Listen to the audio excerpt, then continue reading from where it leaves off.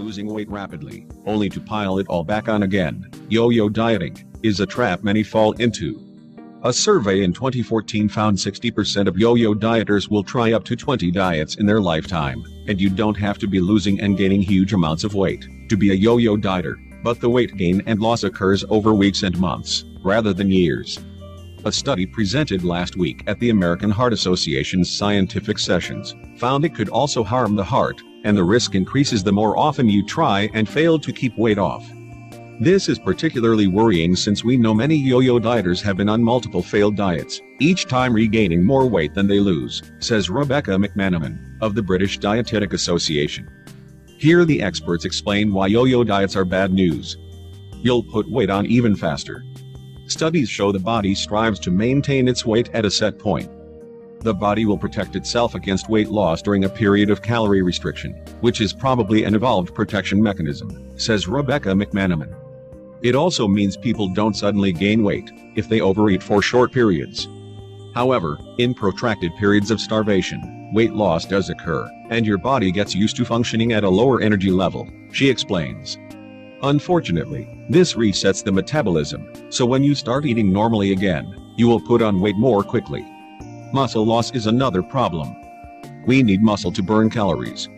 When the intake of calories drops below a certain level, the body will start to digest your muscle cells, as well as remaining body fat to make energy, says Catherine Freeland, a personal trainer who runs Absolute Fitness in London. Less muscle mass can slow down metabolism even further, compounding the problem of rapid fat gain when you start to eat normally again. Harms the heart more than obesity. In the latest study, presented last week, researchers from the Memorial Hospital of Rhode Island analyzed data from 158,000 women over 50. Over 11 years, the women of normal weight who admitted to yo-yo dieting more than 4 times were 3.5 times as likely to die from a heart attack than women whose weight stayed stable, even if they were obese. Dr. Somail Rasla, lead author of the study, says gaining weight as part of yo-yo dieting increases heart rate, blood pressure, cholesterol and blood sugar levels, which do not fall back to normal when weight is lost again.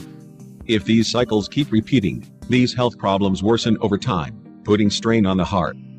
You will end up looking older. Yo-yo dieting has one obvious effect.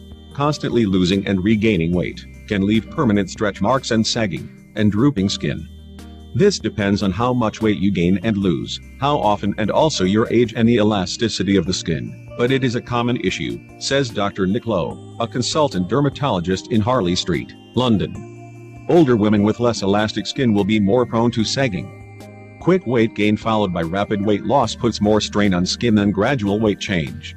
Restrictive diets can also affect the plumpness of the skin, as a lack of protein in the diet can affect the production of collagen, which gives skin its firmness. Stops fertility therapy working. Famine followed by feast can disrupt the release of hormones from the pituitary gland, which drives the menstrual cycle, stimulating the ovaries to produce eggs. If a woman rapidly loses weight, this process shuts down, because the body goes into starvation mode and concentrates its resources on vital functions, which don't include reproduction, says Gillian Lockwood, a consultant obstetrician, gynecologist and fertility expert based in the Midlands.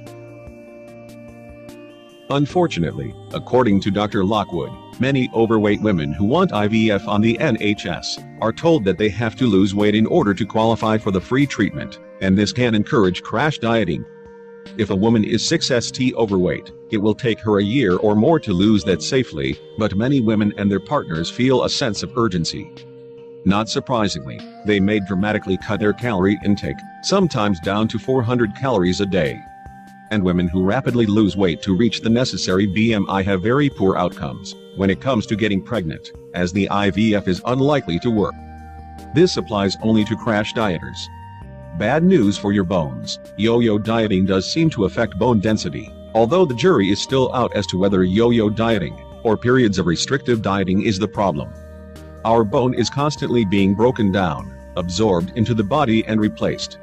A recent U.S. study found that women whose weight fluctuated had increased bone resorption when their weight fell, which was not replaced when they regained the pounds. Feasting periods do not make up for bone loss in the fasting times. Good diet is vital for healthy hair. Trichologist Anabel Kingsley says, Yo-yo dieting is a common cause of poor hair conditions and hair loss. One of the first things we always ask is about people's diet, which is fundamental to healthy hair. Yo-yo dieters are stressing their hair. She says that, at any one time, 90% of head hair is in a growth phase, and just 10% is in the resting phase, when it sheds. Restricted calorie intake pushes more hairs into the shedding phase, because the hair follicles have fewer nutrients to sustain them. Rapid weight gain also disrupts normal hormone levels, and stresses the hair follicles. Gum disease and loss of teeth. People on restrictive diets are not getting enough key minerals and vitamins such as calcium to keep their teeth and gums healthy, says Mervyn Bruin, of London Cosmetic Dentistry. Yo-yo dieters are more prone to gum disease, which can lead to tooth loss. Those who have dramatically cut back on eating also produce less saliva, which is triggered by the chewing action, which helps protect the teeth from acid attack. It may even be linked to cancer. Studies have suggested there may be a correlation between yo-yo dieting and some cancers. One theory is that it may lead to a reduction in the number and effectiveness of immune cells, which are the body's initial line of defense against tumor cells. A 2004 study showed a reduction in these cells the more times postmenopausal women lost weight.